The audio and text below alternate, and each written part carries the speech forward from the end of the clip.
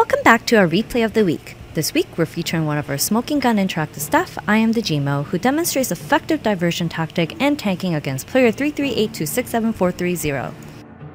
I am your host, Queen Matcha. Let's watch!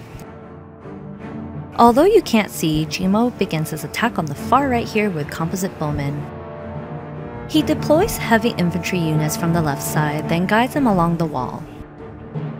This technique is often used to bait out guardhouse and patrol point units, which he successfully accomplishes. The infantry units continue to divert away from the ballista tower, trebuchet emplacement, and the defending units. GMOE does lose about 4 troops there, but no biggie. Meanwhile, the other heavy infantry units are used to eliminate any traps such as the caltrops and the fire traps. They continue to run around for those traps. Then, Joan of Arc is summoned quickly to convert the defending units, who destroy the watch signal. They are then used to tank the ballista tower here, but are quickly brought down. Instead of laying down more units, GMOE uses Joan and her team to taunt the ballista tower while his trebuchet wipes it out in no time flat. At the top, a fire trap is activated by GMOE's heavy infantry to ensure that there will be no obstacles later on. This is pretty important to note, as you will see in the end. Another trebuchet is placed to take down a wall, but if you look here, this ballista tower is ready to strike. Thinking quickly, GMOE positions the heavy infantry units near the ballista, which retargets them instead. When another trebuchet is deployed here, the defender's engineers come out. Without a hesitation, GMOE orders his cavalry to wipe them out. He has saved 3 trebuchets in total. By keeping his traps alive, GMOE is able to continue on with his sieging.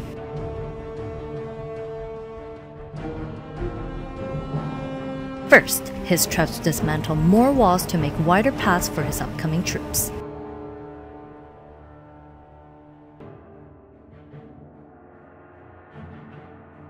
Then, the guardhouses are taken care of ASAP to prevent the defending troops from appearing.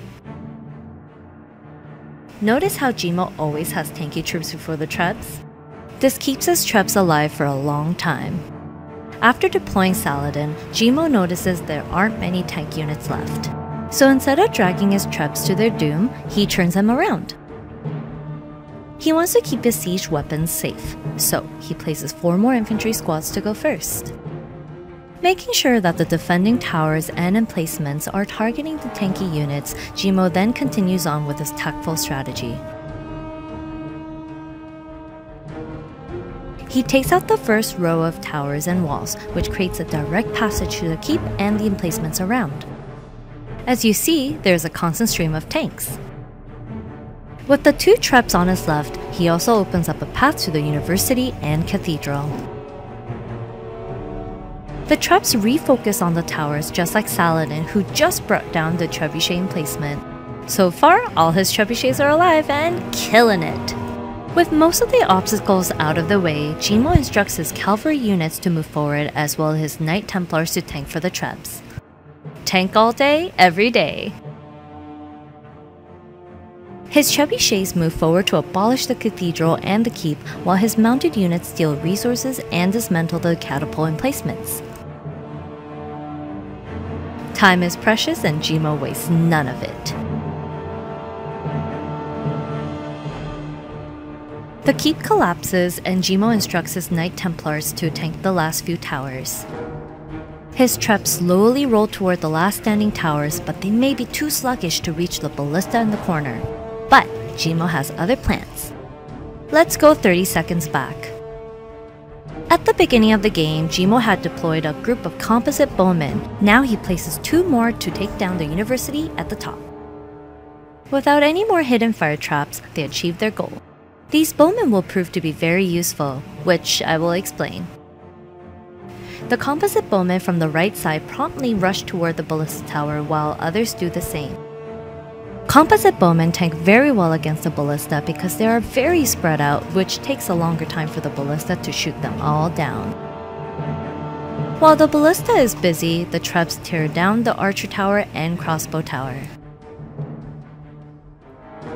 GMOE takes down the walls here to reach the ballista while looting the lumberyard nearby. To minimize any incoming damage, he wipes out as many defending troops on the wall as he can with his traps and bowmen.